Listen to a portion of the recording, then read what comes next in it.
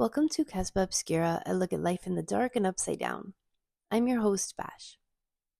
When I was younger, I would get together with my cousins, and we would write scripts and plays and songs so we could perform them for our parents. We would get together and come up with all sorts of ideas for songs and dance routines. Each one of us would also come up with a persona to embody, and I can remember the ideas starting to bubble even before we got together. I know we were all eager to finish dinner so we could go to the basement to start creating. The many hours practicing the routines and scripts while our parents laughed over drinks and dessert until we had them perfect enough for an audience. In the era of 90s girl pop, it was all about putting on a dramatic and exciting show with a lot of dance numbers and cute choreography. We even went so far as to start writing our own songs and begged my uncle to create an album cover for our girl band. It all started with a little spark of an idea. There was also a time in art school when I was full of ideas, but I had this overwhelming thought that I couldn't seem to drop. I am not good enough. I believed it for many years, and deep in my works, I can still feel my soul trying to break through. That little voice that kept going on about not being good enough, it was the overthinker in me. I guess you could call it the inner critic, the thought police, the backstage bully.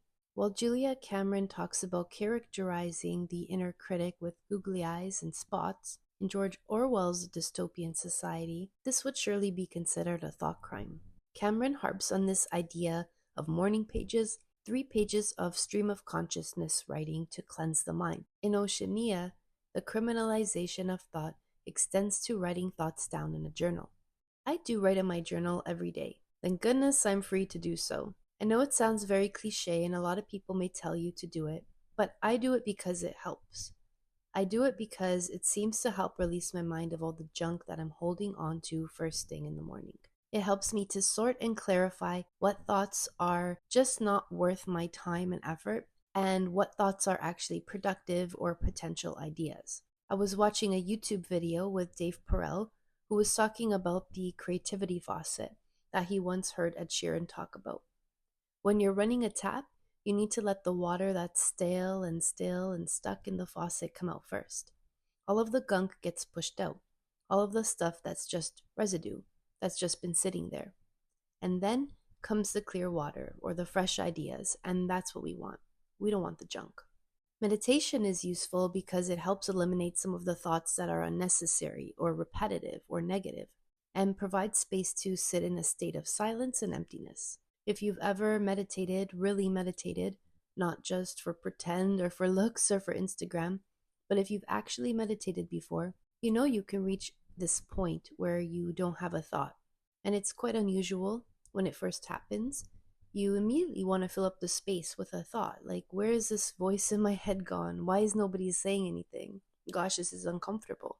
But if you learn to sit with it and you can just be with that silence and be with yourself, then you can learn to become aware of the thoughts rather than be overwhelmed by them. And this is important because if you're aware of your thoughts, you can control them. You can decide which ones are important, which ones have value, which ones are just silly little things that got in by mistake, that slipped through the cracks. Maybe someone said something to you and it subconsciously came out. And now you can recognize, hey, I don't actually think this about myself, so I'm going to think something else. And that's where the aspect of auto suggesting or auto correcting or positive affirmations come into play. A replacement of what is not good with something that is much better and more nutrient rich. If you have a thought and you think it's a good idea, there's always a few seconds where you can feel your intuition and feel if it's something that is resonating with you. When I have a thought that pops in my head and it makes me feel bad, I often try to meditate on it and think, okay, where did this thought come from? Either it's from media or family or friends, social settings or the internet, old ideas of the past that you may have told yourself. You'll be surprised what thoughts have been strong enough all these years to keep persisting. And when something is persistent enough, you can get penetration. So a persistent thought that keeps poking and poking around in your mind, not letting you rest, agitating your spirit, is really a problem. A lot of people try to escape their thoughts and escape the idea of thinking by turning to substances that numb their brain or their mind or their body, or they'll sleep or they'll get depressed, or they'll take medication, or they'll drink alcohol. They'll avoid reality and what's in front of them and just live in their head. But just to be clear, your head is not big enough for you to live in, and you can't stay up there all the time. I remember being a teenager and staying in my room all the time because it felt safe. I felt comfortable. I could be myself and I could just ruminate and sit and fester in all the bull crap that I was going through as a teenager. And trust me, there was a lot, but now I'm choosing to be free of some of those thoughts, especially the ones I put in my head and the ones that were put in my head by the media. Like you have to be a certain way to be liked, or you have to look a certain way to be attractive. All of those things were just media propaganda during the 90s, which was really bad. It really had a grip on the generation, let's say. So now, many years later, I'm older and I feel like I understand the world a bit better, and I'm also able to discern what information is really beneficial to me and what's just a smokescreen or someone trying to sell me something. I'll admit sometimes I still get caught up with marketing and advertisements and Instagram pictures, but it's not my sole focus. It's not as important as it would have been if I had grown up in a time where this was the reality of it, because I grew up in a time where social media didn't exist. The only thing we really had were Facebook and MySpace, and I feel like those things weren't evolved in the way that they are now. It was just early on in the baby stages of the internet, and we didn't really know what we were doing. Now, things have changed. I personally feel like trying to weed the garden of my mind has been a challenge over the years. I'd like to think I'm flexible and an adaptable kind of person, but I do think that I'm quite rigid still, and I do need a lot of stretching when it comes to my mind. I get caught up in feelings and thoughts, and when I have a good idea, the hardest thing is executing it and getting it done or making it a reality. So many ideas get lost, and so many ideas don't make it. It's important to have a certain discernment about what things you can do and what things you just have to let go. It's a big running theme in my life, as you can tell, but in every twist and turn, I do recognize this little lesson. It appears in small ways and in big ways. And so the idea of coming up with an idea and following through is a challenge for me as an artist. It's a challenge for me as a person who has always tried to make things perfect. And when the end goal is not to make things perfect, but just to have it exist, it can be hard to accept. But not executing the idea and killing the idea before it can even become anything is a bigger problem. This is where reflection and meditation come in. To sit with your thoughts and allow them to pass and just be, you can recognize that you can think anything you want. You can think the most wonderful thing if you want, and you can think the most horrible thing.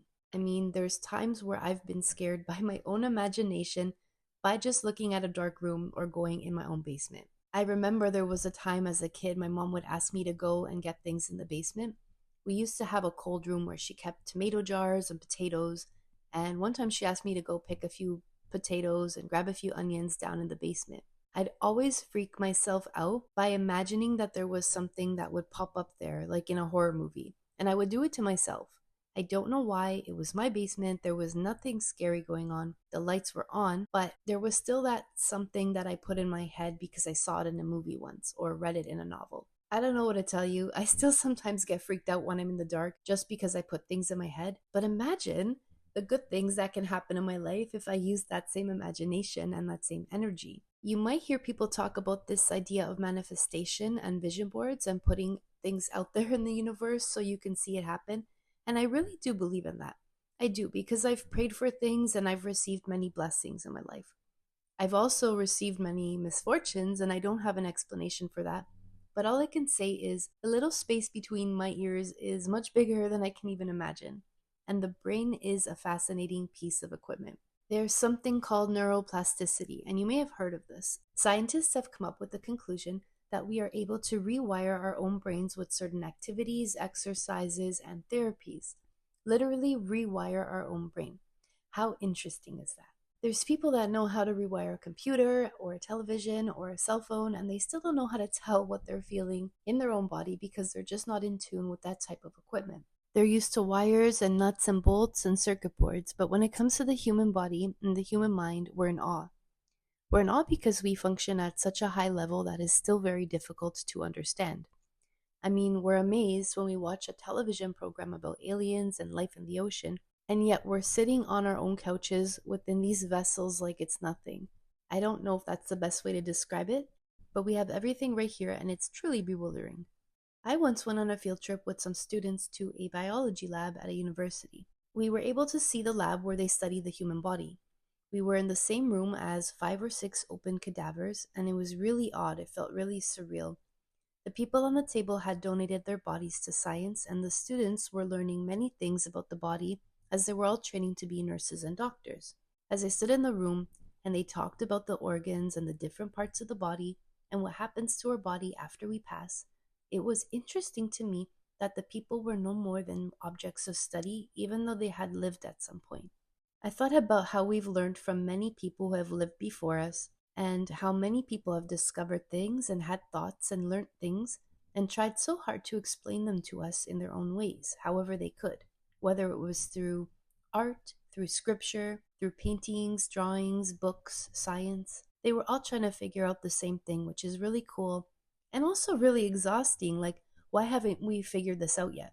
And that's why I don't think we need to worry and stress ourselves with figuring it all out. I think the best thing we can do is just focus on trying a bit of meditation. There has to be 5 minutes we can give ourselves every day to clear our minds. There has to be. Can we just take 5 minutes to observe our thoughts? I once heard this quote by Eckhart Tolle: "The beginning of freedom is the realization that you are not the thinker. The moment you start watching the thinker, a higher level of consciousness becomes activated." Have you ever heard a little voice in your head tell you to do something or not to do something? Where do we get the ideas or motivation to do something? What are thoughts anyway? Sometimes I really want to stop thinking. If you're an overthinker like myself, you might find it hard to turn off the faucet. Thoughts keep flowing, and sometimes they overflow and overfill the cup, and even the tablecloth gets wet. I once attended a yoga retreat, and in one of the sessions, the speaker talked about meditation. To explain the purpose of meditation, she began by drawing a circle with many lines coming out of it. This was supposed to represent all the thoughts we think. The purpose of meditation was not to stop thinking. She removed some of the lines so that there weren't so many surrounding the circle anymore, and she explained that it was about giving ourselves the space between our thoughts. Meditation helped create a bit of space, and I can feel that. I needed space. I needed that gap between the thoughts to just be.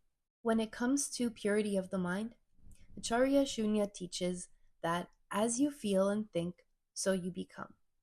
So how we furnish our mind is important. Mental agitation can be the first sign for us to become aware. The good thing is there are plenty of options to ease the mind. My favorite she has mentioned is the autocorrect, which is exactly as it sounds.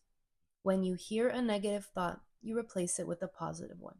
The suggestion, when practiced, can help recalibrate your mental state to a higher frequency. Listening to uplifting music usually works at curing a funk, and sad music can definitely cause you to emote those strong sad feelings, which is why those songs seem to comfort us in those times of heartbreak and pain. But if we can do that with sad music, then we can uplift our spirits with happy music as well. Shunya both enlightens and warns when she says, "Thoughts bring words, words become actions, actions become character, and character becomes destiny." We must be careful of what enters our mind. Often we think that solely refers to outside sources like media and the opinions of others. However, this is first and foremost referring to the thoughts that can enter our mind, whether conscious or unconscious, the thoughts we think. The cool thing is, you have the power to execute a thought. You can shut it down or you can turn it into something real. The choice is up to you. What you do with the thoughts that enter your mind is completely in your control, if you use mindfulness as a way to become aware of them. When we're not aware of our thoughts, we can have a bazillion floating around. You've heard that phrase when people say that things can live in your head rent-free, either meaning that they're valuable because they take up such precious space, or that they're so annoying and overburdening that they crowd and clam up the space needed for other thoughts. Realize the thoughts you think become reality. I just watched a music video by Rosalia, and I was blown away. I remember when I was younger, music videos opened up a whole new world for me, and I used to sit in the back seat looking out the window while a sad song played and raindrops rolled down the window. It wasn't drama, it was art, it was a vision, and some of you might know what I'm talking about. I really felt like one day I would make a music video or see my vision for a song come to life. I love artists who can take the video form and create something completely mesmerizing and touching and thought provoking. It's art, and I truly, truly admire anyone who has been able to translate ideas from a page to a screen. I remember when I was in university studying art history, and I came across a Bjork video, and it was such a strange video to see. It moved me, even though it was kind of weird. And there were a lot of things that over time have created a home in my mind, and a lot of art that over time has found a place in my heart, has grown on me, has touched me in some way. But watching that music video recently really inspired me. I actually shed a few tears. I really got inspired and touched, and for something to move me like that, I think that's quite special. So now, what am I to do with all this motivation? I want to create something of my own, as long as I don't get in my own way. Sometimes I'll let a thought in, either something I've heard or something my own brain came up with, and it will take over. It will be there in the background of every single action. You can already hear that that's a problem. You see, when we let a thought take a hold of us like this, our mind is no longer able to get it off its feet. It will replay and distort and exaggerate unless you are able to execute it. And you can do that one of two ways. Either smite the negative thought or edge the good thought on. Thank you so much for listening. See you on the flip side. Peace out.